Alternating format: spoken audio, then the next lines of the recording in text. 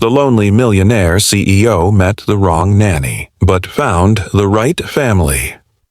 The rain-slicked streets of San Francisco glimmered under the glow of the sodium street lamps, turning the city into a watercolor of reflections. Ambition, loneliness, and the constant hum of movement that never truly rested. Alexander Voss gripped the steering wheel of his black Audi, the soft purr of the engine his only companion against the storm beating down on the windshield. At 42, he was a man built by precision and discipline, the founder and CEO of VossTech, an empire of algorithms that could predict consumer desires before they even surfaced. To the world, he was a visionary, a man who saw the future before others could glimpse it. But within, his life had narrowed into a pattern of silent car rides, boardroom negotiations, and the echo of his own footsteps in a penthouse too large for one person. Tonight, thunder cracked across the bay like an uninvited truth, rattling the illusion of control he'd spent years constructing. His phone buzzed in the passenger seat. A call from Marcus, his assistant. Alexander pressed the speaker button, his voice clipped and brisk, the sound of the rain like impatient fingers tapping on glass. "Marcus, quick! I'm pulling up now." "Mr. Voss," came Marcus's steady but cautious voice. "Small change. The agency's sending a replacement nanny. The first one had an emergency. A woman named Leila Harper.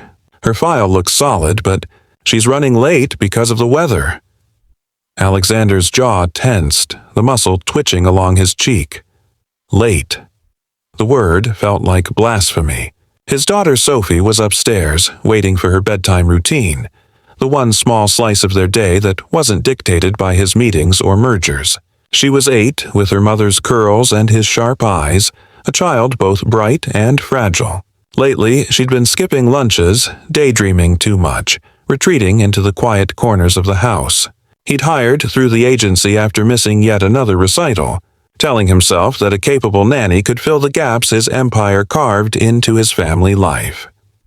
The doorman's voice came through the intercom. "Mr. Voss, there's a guest here for you.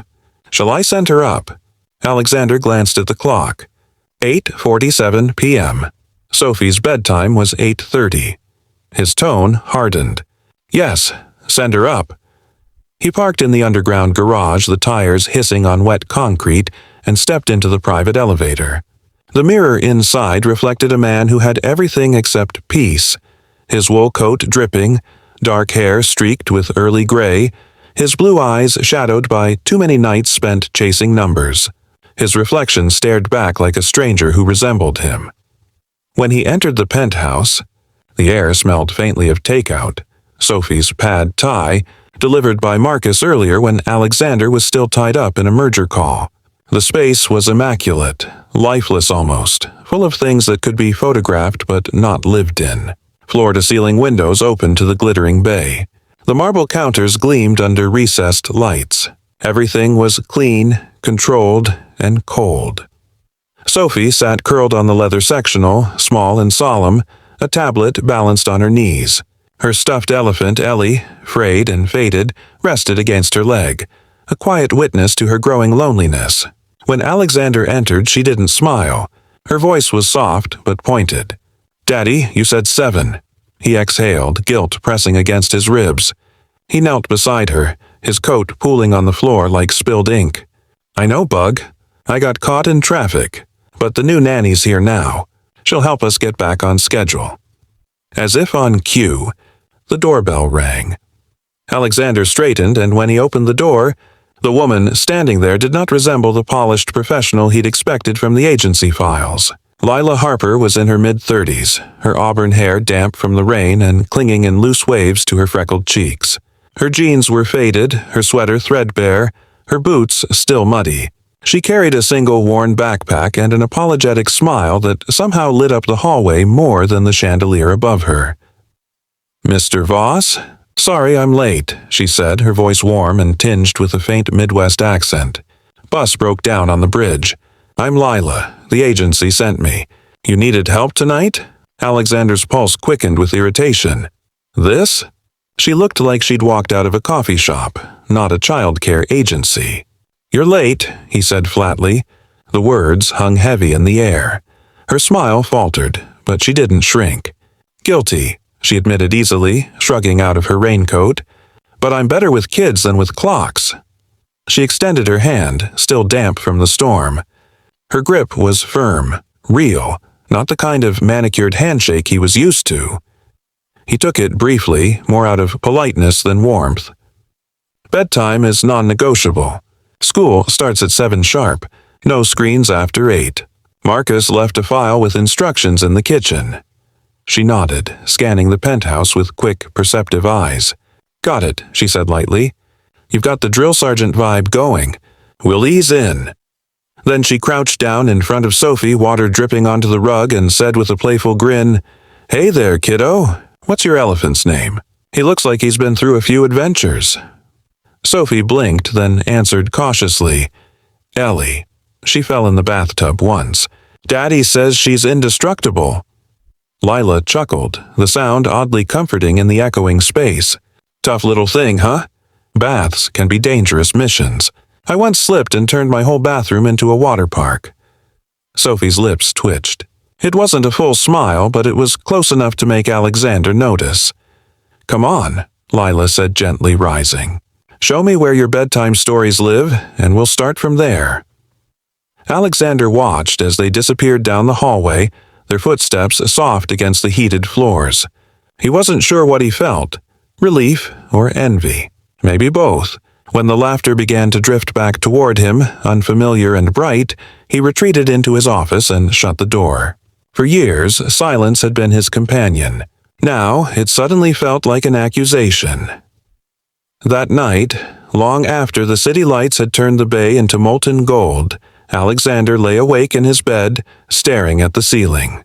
He could hear Lila's voice through the wall, telling Sophie an elephant story that somehow wove courage, loss, and laughter into the same breath. His chest tightened. It was only a bedtime story, he told himself. But when the apartment finally fell quiet, he lay there, wondering if he had hired a nanny, or if he had just let a mirror into his home, reflecting everything he had traded away for success.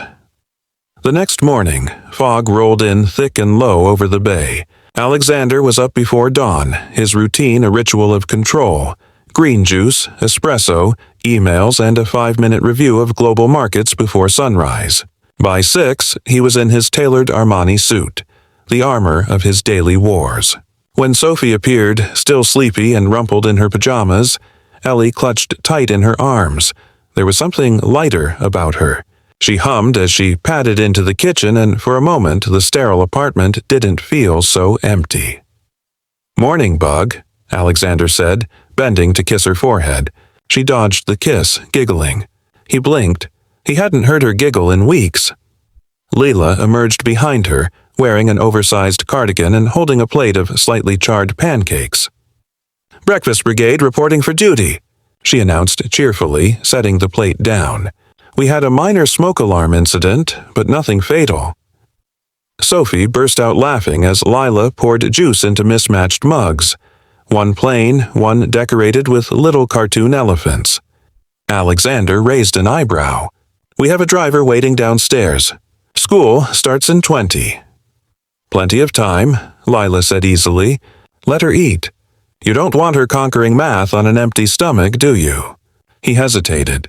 The instinct to correct her, to reassert order, fought against the strange calm that had settled in the room. He stayed, sipping his bitter coffee, watching as Lila wiped syrup from Sophie's chin with the corner of her sleeve. The sight ached in ways he couldn't name. When they left for school, Sophie skipped ahead, her step brighter, her laughter echoing through the hallway. Alexander lingered a second longer than usual, watching Lila tie Sophie's sneaker with exaggerated seriousness. Something about the moment, her ease, her care, stayed with him through the entire day. By midday, Alexander was back in the glass and steel coliseum of his company headquarters, surrounded by board members and investors who spoke in profits and percentages. When someone asked how Vostech's latest predictive AI would incorporate empathy into its models, Alexander's mind flickered away from the spreadsheets. Empathy. He could barely program it into his own life. For a brief moment, he imagined Sophie on the monkey bars at recess, Leela nearby with her easy laugh, and something in his chest twisted. Hours later, as he was preparing for another call, his phone rang. Marcus's voice was urgent. "Mr. Voss, there's been a small accident. Sophie fell on the monkey bars, twisted her ankle. Not broken, but the ER needed your release signature. She's with the nanny. Everything's fine, but—" The words blurred. "I'm on my way," Alexander said, already out the door. The hospital smelled of antiseptic and worry. He spotted Sophie first, sitting upright on a gurney, her ankle wrapped, Ellie perched on her lap. Lila sat beside her, braiding her hair and murmuring something that made Sophie smile. "Superhero rap," Lila was saying. "You'll be doing cartwheels again by Friday." When Sophie saw him, her eyes lit up. "Daddy!" He crossed the room in 3 strides and gathered her into his arms, the sharp scent of hospital soap cutting through the air. "I'm so sorry, Bug," he whispered. "I should have been here sooner." Over her shoulder, he met Lila's gaze. Her expression was calm, almost protective. "She's okay," she said softly. "It was just a fall." She was brave. He nodded, words failing him for once. On the drive home, Sophie dozed off, her small head resting against Lila's shoulder. The city lights streamed through the car windows in fractured ribbons. Alexander stared out at them, his voice low. "You didn't have to stay." Lila's answer was simple, but it landed like truth. "Kids don't run on clockouts. Neither do I." After a pause, she added quietly, "You've built something incredible, Alexander. But Sophie isn't part of an empire. She's a person who needs you, not your company." He didn't respond. He couldn't. The city outside blurred, and for the first time in years, he wondered whether success had been worth everything it had cost. That night, as Sophie slept and the rain returned to whisper against the windows, Alexander stood outside her room. Through the faint glow of her nightlight, he could see Lila sitting beside the bed, reading softly until Sophie's breathing evened. The warmth of it, the simple, human warmth, seeped into the cold spaces he'd forgotten he had. He didn't know what to call it yet, but for the first time in a long while, he didn't feel entirely alone. The following weeks unfolded like a quiet awakening. The penthouse, once a museum of glass and silence, began to hum with small, imperfect life. Lila filled the rooms not with extravagance but with warmth. The smell of homemade soup simmering on the stove, the soft hum of music while she helped Sophie with her homework, the faint laughter that drifted down the hallway when Alexander returned from the office. At first, Alexander watched from a distance, unsure how to enter the orbit of their easy closeness. He'd built his life around control, every detail precise, every minute accounted for. But Lila seemed to move through his world as if she'd been born to dismantle its rigidity. She forgot to set alarms, sang off-key, and once even burned a batch of cookies so badly that the fire alarm wailed through the entire floor. Sophie had laughed until she cried, and for the first time in years, Alexander had laughed too. There was something disarming about her imperfection, something profoundly human that reminded him of the simplicity he'd lost. One evening, he came home late from a shareholder meeting, his shoulders heavy from the endless weight of numbers and expectations. The apartment was dim, lit only by the flicker of the fireplace. He expected quiet, but he heard the faint sound of a lullaby. Leila sat on the couch with Sophie asleep in her lap, softly singing under her breath. Her hair caught the firelight, her expression tender and tired, a world away from the chaos of the day. When she noticed him in the doorway, she smiled. Not the polite smile of an employee, but something warmer, realer. "Long day," she whispered. He nodded, his voice rough. "They all are." She brushed a strand of hair from Sophie's forehead. "She waited up for you," she said quietly. "Said she wanted to show you her art project. We tried to wait, but—" Guilt stabbed through him. "I'll see it in the morning," he murmured. Leila looked at him for a long moment. "You should," she said softly. "Kids remember the things we think they'll forget." Something about that line lingered in him long after he went to bed. In the days that followed, the boundaries between them began to blur in ways neither of them intended. She challenged him, not out of defiance but out of care. When he missed dinner again for a meeting, she left him a note on the counter in her looping handwriting. She waited at the window. Just thought you should know. When he forgot his coat one morning, she appeared at his office building 2 hours later with it folded neatly in her arms, Sophie skipping beside her. His colleagues had whispered, of course, the mysterious woman, the CEO's nanny, but Alexander hadn't cared. Then came the night that changed everything. It was late, well past midnight, when the phone rang. A storm had rolled in again, battering the city with wind and rain. Lila had gone to pick Sophie up from a birthday party when another car skidded at an intersection and clipped the back of hers. No one was seriously hurt. The police officer's voice was calm, but the call still ripped through Alexander's chest like a blade. When he reached the hospital, his breath caught at the sight of Lila sitting beside Sophie's bed, her hand wrapped around the child's. Her lip was split, her temple bruised, but she smiled when she saw him. "Hey, boss," she said softly. "We're okay." He crossed the room in 2 strides, his jaw tight, voice low. "You could have called me sooner." Lila's eyes softened. "I didn't want to worry you until I knew she was fine." Sophie stirred, whispering, "Daddy?" He knelt beside her, taking her hand. "I'm here, Bug. You're safe." Later, after Sophie was discharged and asleep back home, Alexander found Lila on the balcony. The rain had stopped, but the air still smelled of lightning. She stood with her arms crossed, staring out over the city. "You could have been killed," he said quietly. She turned to him, eyes steady. "We're all fine, Alexander. Accidents happen." He shook his head. "You don't understand. I can't." He stopped, his voice breaking. He didn't even know what he was trying to say. Lila's voice softened. "You've spent so long protecting everything, your company, your image, your routines, that you've forgotten how to just be, haven't you?" His chest tightened.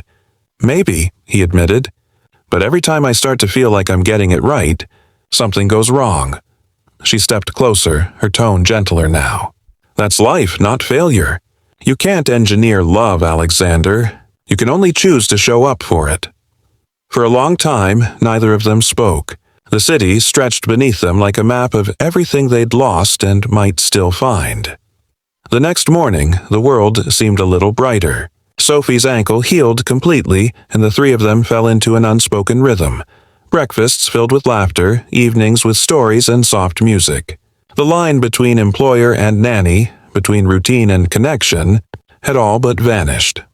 One afternoon, while cleaning up Sophie's art supplies, Alexander found a crayon drawing on the kitchen counter. It was a picture of the 3 of them, Sophie in the middle, holding hands with him and Lila under a crooked sun.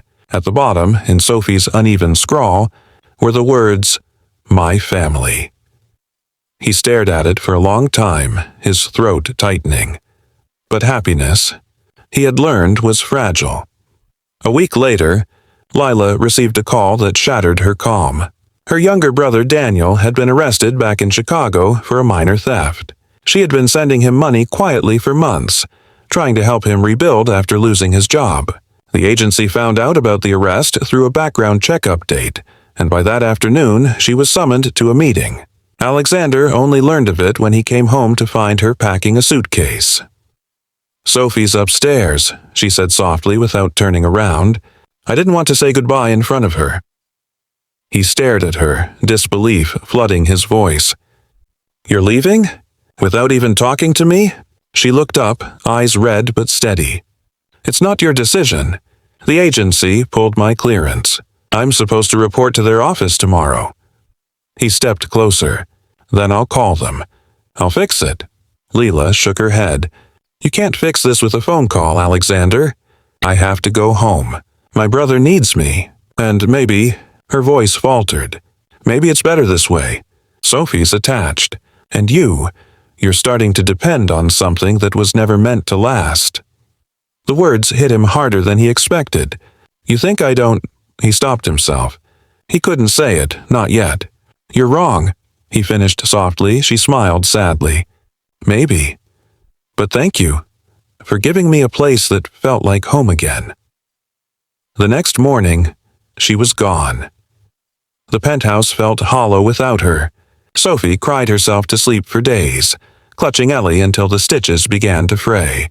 Alexander threw himself into work, staying later, sleeping less. But every time he walked past the kitchen, he could still smell the ghost of burnt cookies.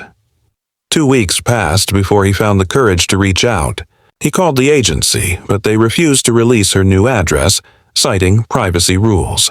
He almost gave up until one rainy evening, he found a letter tucked under his office door. It was from Lila. Dear Alexander, I didn't know if I should write, but Sophie drew another picture the day I left. One of you sitting alone by the window. She told me she was worried you'd forget how to smile again. Please don't. You've got everything you need right there. Let yourself be happy.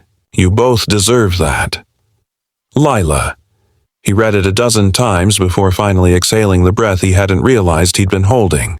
The next morning, he cleared his schedule and drove to the small address on the return label, a modest apartment complex near the edge of the city. When she opened the door, surprise flashed across her face, quickly replaced by something softer. Alexander, she breathed. What are you doing here? He stood there, rain dripping from his coat, eyes tired but alive. I realized something, he said quietly. You were never just the nanny. You were the person who reminded me what being alive feels like. And I don't want to lose that. Or you. For a long moment, she said nothing. Then she smiled, small and real. You really don't give up, do you? He took her hand. Not on the things that matter. When they returned to the penthouse later that evening, Sophie ran into Lila's arms with a cry of joy that filled every empty space in the room. And as Alexander watched them, his daughter's laughter echoing like a promise, he realized that for the first time in his life, success didn't mean stock prices or headlines. It meant this. It meant family. It meant love that had found its way home. And outside, the rain finally stopped.